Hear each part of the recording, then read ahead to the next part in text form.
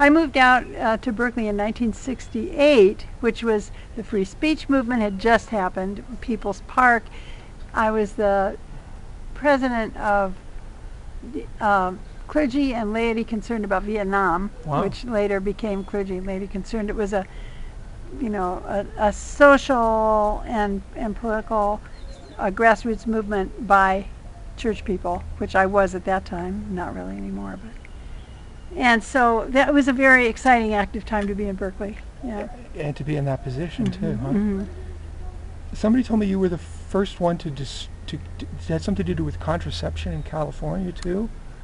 Well, yes. I was working at Planned Parenthood, and we were serving a lot of Cal women, and we thought that was very inappropriate because there was an active student health service on campus, UC Berkeley. So a group of us at Planned Parenthood prepared a proposal for the student health service and said, you need to be offering contraceptive services to students. That's not our job. We should be serving lower economic groups in Oakland. And basically they went for it.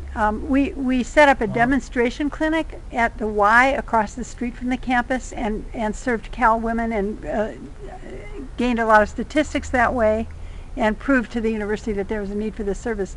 It was illegal and immoral to give contraception to students. This was 1970 because it might give students the idea that it would be okay for them to have sex, As if they needed So we just kind of plowed through that and Bravo. started and so then the student health service at that time was a great big old hospital that had been built in the 30s and wasn't appropriate at all for the current situation because almost all of the services for the student health service were outsourced to existing hospitals or what have you. So we had an empty wing of this big behemoth hospital that they gave to us. We had to buy our own examining tables and hire our own doctors and everything, and I set up all the educational services, and so we basically pioneered a human sexuality program. Oh, so I forgot to tell you, so then the student health service hired a colleague of mine who's a nurse and me to set the clinic up. So we started it for the students. For the students, right. At the student health service. You let them know it had to be done, and they And said, then okay, well then you do it. Right. And we did. And so it was a very pioneering, and that was at the time when Masters and Johnson were pioneering their work with couples in long-term 3-week workshops in St. Louis. And we said there has to be a way that we can use their research and their material for students. So we did human sexuality counseling for sexual dysfunction and groups for women who couldn't achieve orgasm and like that. So we pioneered some of that work. Wow. And yeah, it was a very exciting all the time going to church. Oh yeah. Yeah. Because I started out life as a minister, Methodist minister. Oh. Which I did largely because I went to Oberlin College, and everything exciting that was happening on campus and off campus was being done by the campus ministry. I mean, we were doing tutoring projects in the lower economic groups in Oberlin and doing human potential workshops and all this cutting edge activities for students, and I loved all that. So I thought, well, I'll just be a campus minister and keep doing all that, and that's what I did. So I went to seminary and did my ministry on college campuses at Columbia, Washington University in St. Louis, and Cal Berkeley. Far out. Yeah. So basically we can say you started the women's health program at the University of California. Right. Right. Exactly, yeah. Yeah. My colleague and I co-founded it. Right, yeah. right. Bravo. So you've got a mind which is very orderly, I guess. Yeah. Right? Yes.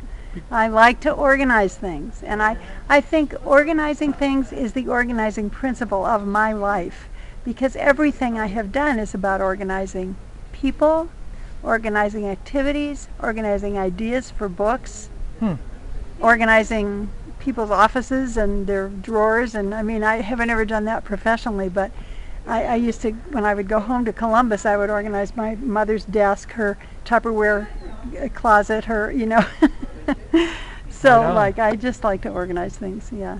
Yeah. Well, bravo. Yeah. So where did you meet Mayor?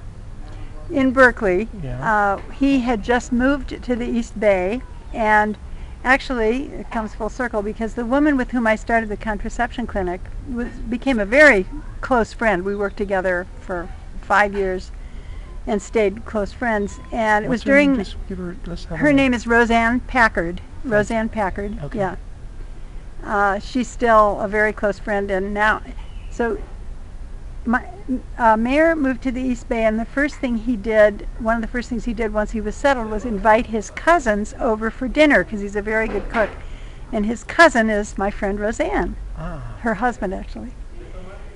And so they had dinner, and Mayor said, "I'm all settled here, and I'm looking for a good relationship." And they said, "What about Susan?" And so they introduced us, and Wow. and that was 35 years ago, and it took Lucky. took right away. Lucky people. Yeah, we decided to get married on our 4th date, basically, and we did, and that was we just knew. I mean, both of us had been looking, and we Oh, how romantic. huh? yeah, it was very exciting. Right, right. And he's got a lot of energy towards doing things also, right? I mean, he was, Well, he when I was looking for someone, I told people I'd really like to marry. The person has to have an advanced degree, of course, because we have to be equal in that way. And I'd like doctor, lawyer, university professor. That would be really good. I want somebody who dances, sings, and plays bridge. Mayor had none of those things. Zero. Zero. He was so when I met him, I said, well, what do you do? He said, "Oh, I'm a studio potter." He was a ceramic artist. I never even knew such a person, and I certainly didn't know you could make a living that way. And I just dismissed it. I thought, forget it, this is just some hippie who can't make a living and is selling mugs on Telegraph Avenue. And so then I said, "Well, where did you go to school?" I thought maybe, he's just making mugs while he's writing his dissertation, right? So he said, "Well, I went to Los Angeles City College, but I dropped out after a year." And he doesn't really dance very well, and he doesn't sing, and he doesn't play bridge.